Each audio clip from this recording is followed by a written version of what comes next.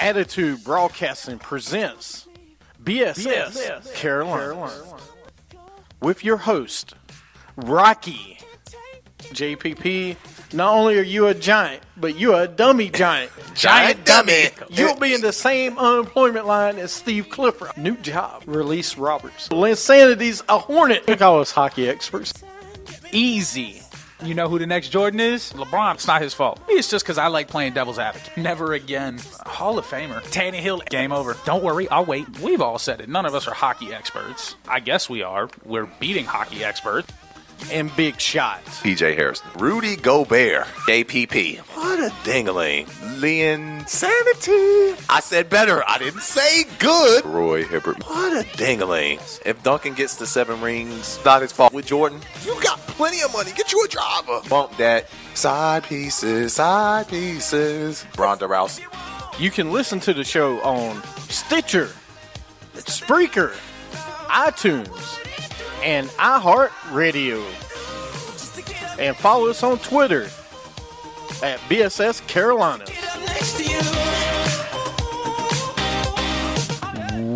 Welcome to BSS Carolinas on Stitcher, Spreaker, iTunes, iHeartRadio. Of course, I am Rocky, one of your hosts of BSS Carolina. Joining me today on this special edition show, because we're doing it on Wednesday instead of Thursday, is, of course, Kai. Actually, I don't have, like I said, I still don't have a name. I said I would have a name by the time I got back this week. We will figure one out for you. But we pushed the show up a day, so I still have a day left to come up with a name. We got until Monday. We'll do one by Monday. Monday. Yeah, we'll figure out. We'll do the show. Okay, gotcha. Gotcha. So we'll do it Monday. We'll Cool. figure out. So how you doing today, man? I'm good, man. I'm good. I'm ready to roll. A lot of stuff this week went on in the sporting world, so we'll can't wait to get on these subjects. Absolutely. We'll get into it. I know you went to New York. Syracuse, New York. Oh, yeah. Went back. Went to Syracuse. Syracuse, born and raised. Orange man. Yeah, Orange man. Oh, yeah. We're going to win the ACC this year, too. It's going to be close.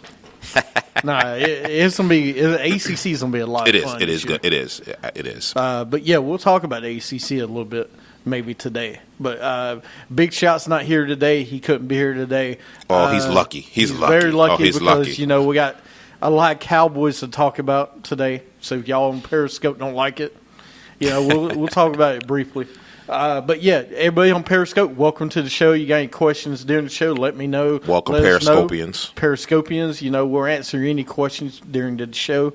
Tell us, when we're going through the show, top 3 teams, bottom 3 teams, whatever. But we got a great show for you today. Of course, segment 1, local Charlotte sports, Panthers, Hornets. Hornets are looking really good right now. We'll see how they do.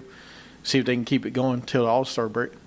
And then segment 2, we got early NFL games, dummies of the week. Segment 3, we got late NFL games and players of the week. And then 4, of course, it will be NBA, college football, college basketball a little bit, and 2 words for you in Bon Voyage. But first, let's get into today's show. Segment 1 today, let's talk review a little bit about the Carolina Panthers. Last week, they lost to the Chiefs at home, 17-14. The Chiefs did not score an offensive touchdown. And the way they lost the game was under the last minute. Kelvin Benjamin fumbled the ball. Chiefs picked it up, kicked the field goal, and won the game. Thoughts? I was going to actually get on that point about how the Chiefs didn't score not one offensive touchdown and still won that game. Panthers was up 17-zip, I believe, at the half. Then the Chiefs scored 20 unanswered. Mm-hmm. Am I correct? Okay. Yeah, they scored 20 unanswered because it was 10-0 at half. Talk about snatching victory from the jaws of defeat. Did I say that right? You did. I did, okay. Nah, you did. I always kind of get that mixed up. But the Panthers now sitting at 3. So the Panthers are sitting at 3-6, 3-6 right now, and they play the Saints tomorrow. Actually, you'll be attending that game. I will be there for that game. I'm trying to think. The Saints. The Saints are 4-5. 4-5. Okay. But yeah, the game this past Sunday, I didn't watch a live the game because I was traveling from Georgia to come back. So I was listening to some of it.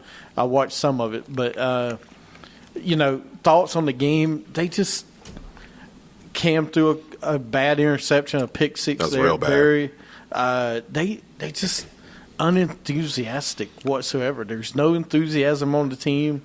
It's like they expected what the defense is playing better. Yep. But they were playing the Chiefs this week. Alex Smith just came back. Noodle Arm was out last week. The week before, he came back this week. So, I mean, I don't know how – you can't really measure how good that defense did against a bad Chiefs offense. That's right. Who's still missing Jamal Charles, was missing Jeremy Maclin. That's right. So,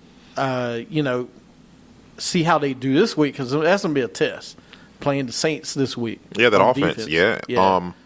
So I think the Panthers' season is pretty much over as far as their record goes, but a loss tomorrow really puts the nail in the coffin. That's it. But I think it's over now. If they lose tomorrow, we'll get into the game then. They're playing the Saints on Thursday Night Football, another bad Thursday Night Football game probably. Who's your X factor for this game? Both sides or just total X factor? You can do both. For the Saints, to me, Drew Brees. It's always Drew Brees. The man who carries that franchise on his back, he should have been paid a little bit more than what they paid him. He is the New Orleans Saints. But for the Panthers, they got to get that offense going, man. They have to. If you look at the Panthers' offense, first of all, those wide receivers, do they run like the slowest, weirdest routes you've ever seen? I was telling somebody the other day, I think I may have said it on here, they have the worst route running wide receivers. Yeah. And so it's kind of the problem with Cam. Right. He's trying to find these guys, and they don't run good routes. They don't have good route runners. I look at these routes, I'm like, what are they doing? And it takes so long for it to develop. Right. And the offense lines is horrible. Mm-hmm. So, he's getting Michael Orr's still out. So, but that's the problem right now is these wide receivers just are not getting open. Say what you want about last year. I think one of the big things last year, Jericho Cottree is a good route runner. Right. They don't have that They don't this have year him anymore.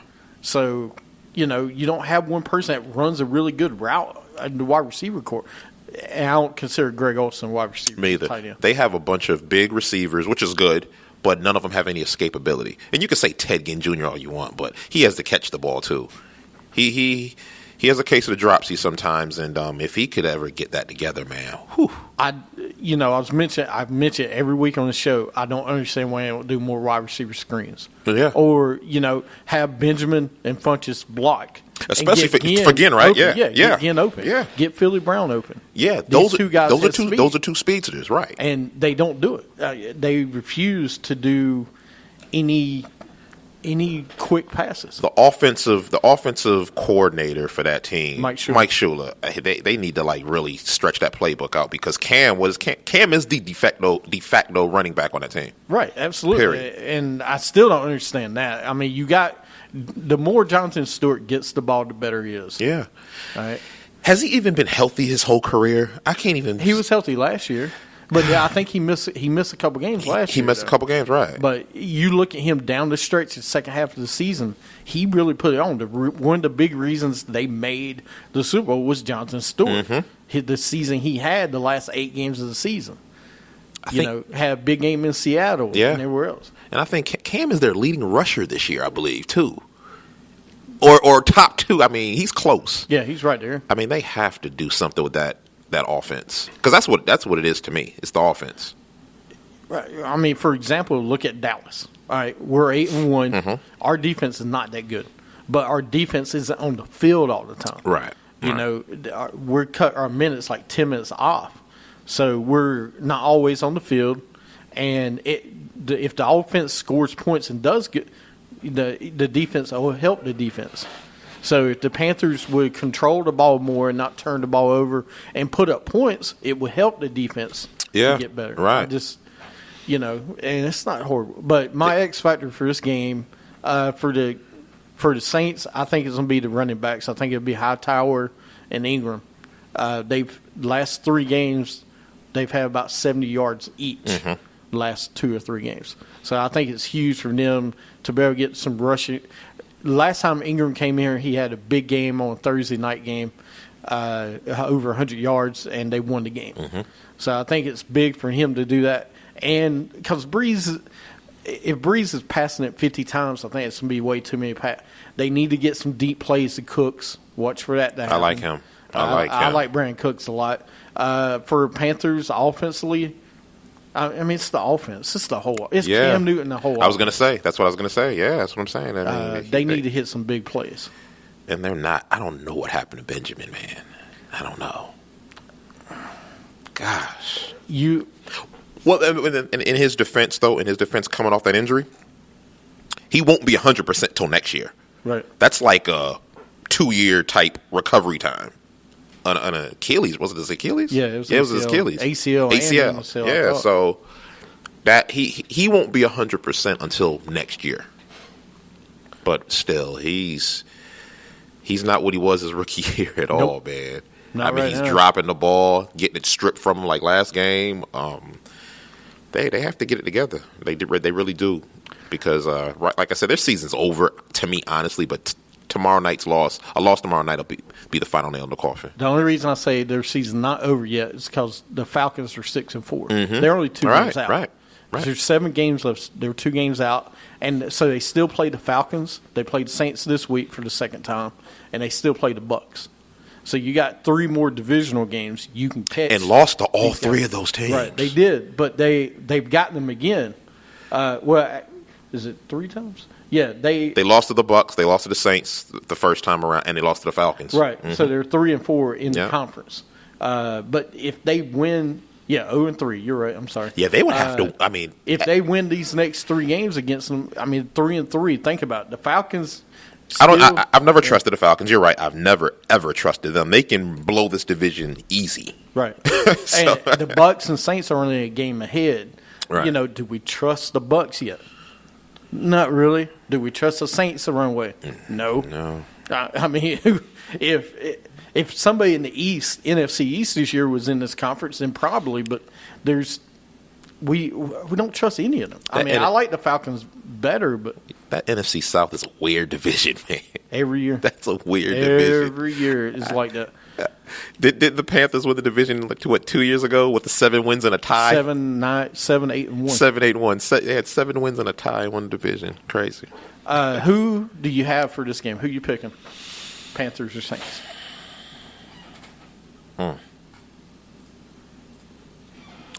I'll take the Panthers.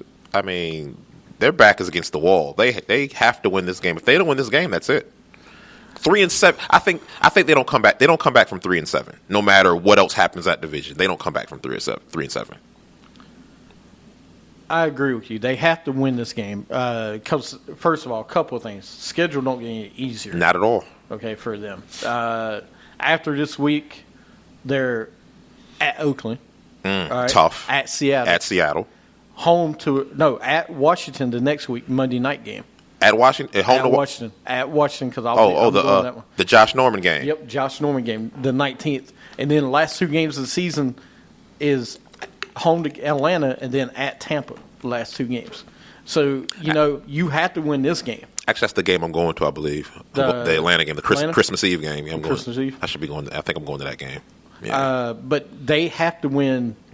They have to win tomorrow night. Yeah, because Oakland, Seattle is not going to be. Oh, San Diego's at home as well. I forgot the San Diego game. Still a tough game. They're not easy out. And the way they throw the ball, you never know. But, and Melvin Gordon, that's another person we'll talk about. Mm-hmm. But the Carolina at Oakland and at Seattle are huge games. So you better win tomorrow night, or else. Yeah, that's it. I look for them to win because I don't trust New Orleans. That's the whole point. Me either. I don't trust their defense at all. So there you go. We both picked the Panthers to beat the Saints. Let's move on. We'll start talking about some NBA action. The Charlotte Hornets. But first, NBA Phil Jackson, the president of the Knicks, calls LeBron James friends, posse. LeBron came back out and said, as African Americans, I don't like the word posse, and it's offensive. But when is everything not offensive in this culture, it feels like? Yeah. Because it feels like no matter what somebody says, there's taking offense to it. Yeah, it's things are real sensitive right now when it comes to those type of words being used, especially the way Phil used it toward young black males. And to say this, I'm going to say this about LeBron, the guys he was talking about, LeBron's inner circle. These are like good dudes. These are like dudes LeBron put on a platform. There's his agents. There's like agents. Maverick Carter. Maverick Carter. These are just friends from high school that he gave jobs to better their lives. And these guys are great businessmen. And I can kind of see where they would take offense to that. But I heard people go as far as saying Phil Jackson, he's the racist. No, Phil Jackson is not a racist. Phil Jackson, to me, I think just,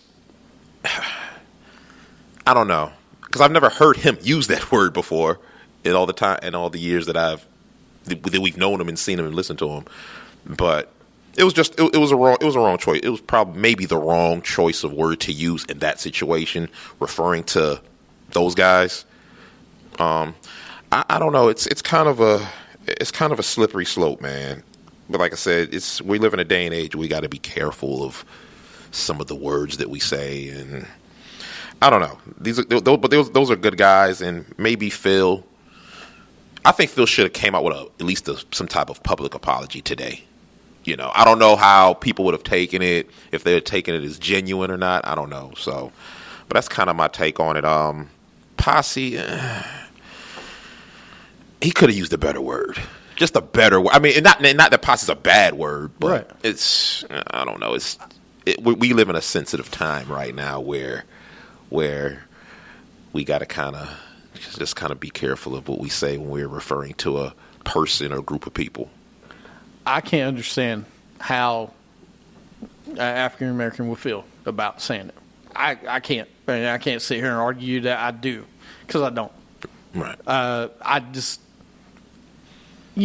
I've used the word for my crew, my posse crew, before. Right. I've done that. That's just, I call it my group of friends. Well, maybe LeBron. I'm sorry to cut you off, but you're fine. Maybe what LeBron was meaning was like, listen, I don't consider these guys a posse. If anything, say entourage, or because when you say posse, you think of, in our culture, you think of thugs. You think of. I mean, kind of. I mean, there have been rap songs about posses, my posse this, my posse that, and maybe that's kind of how LeBron took it. And matter of fact, LeBron just spoke on it, but his inner circle are the ones that were offended. Because, like I said, they consider themselves businessmen, entrepreneurs, millionaires. I mean, they got LeBron that $1 billion Nike deal. I mean, these guys do their thing, man. But the word pot, it's not a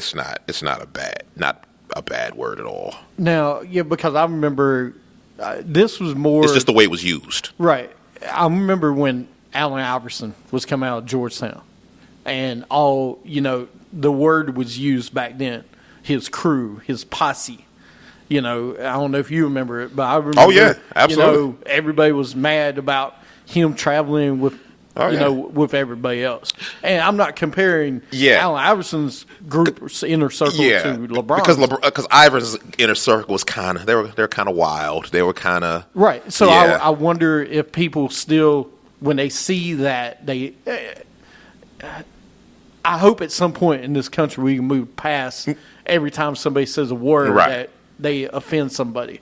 I mean, hopefully sometime we can. So anyway, I just want to get your point of view, because you got a better point of view than I do.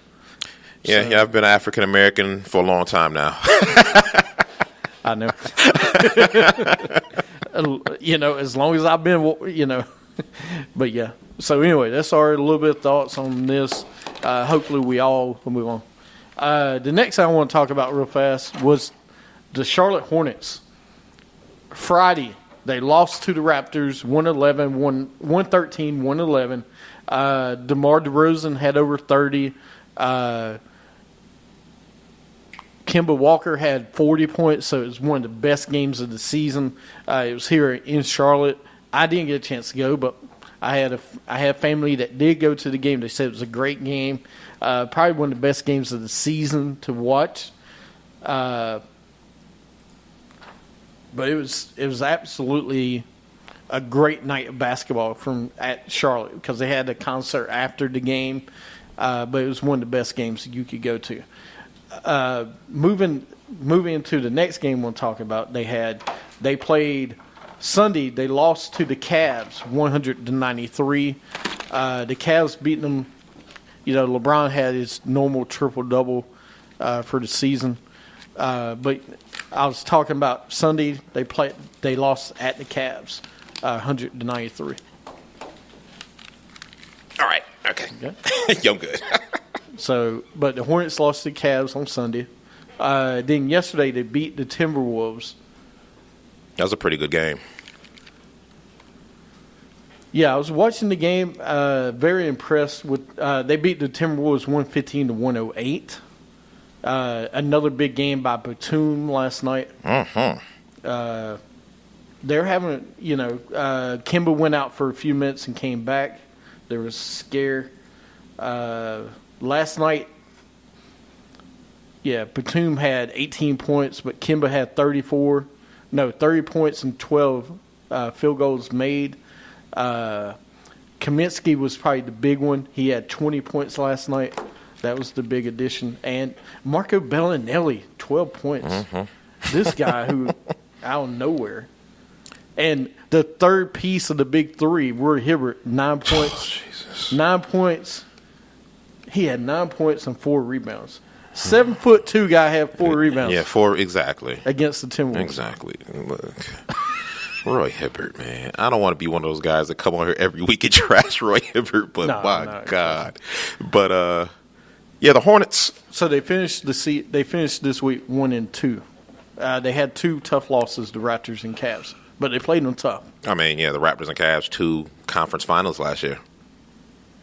Probably the top 2 teams in the East. So not too big of, nothing to be ashamed of.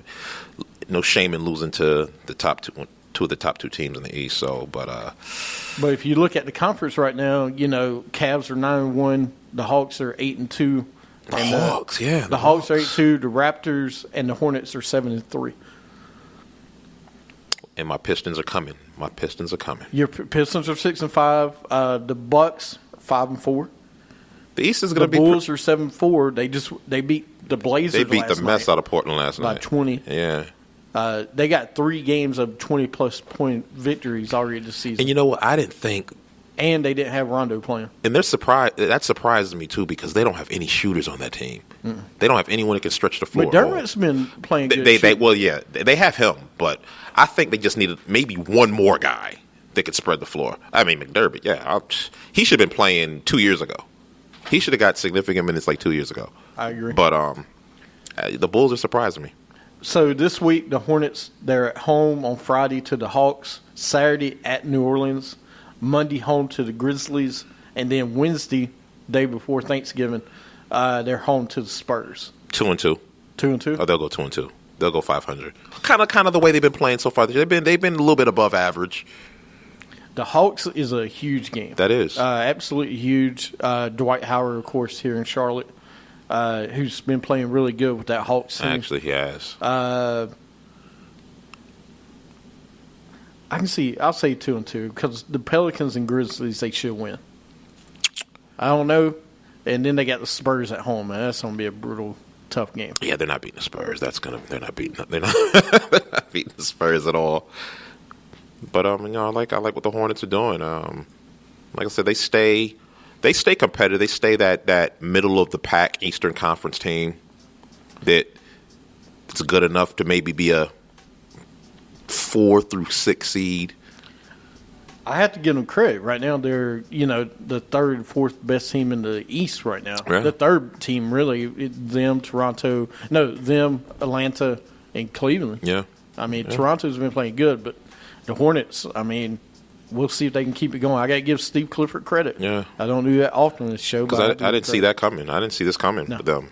I don't think many people do. Because I thought they lost a lot. I did too. And, no one Marco Bellinelli trade I thought was horrible.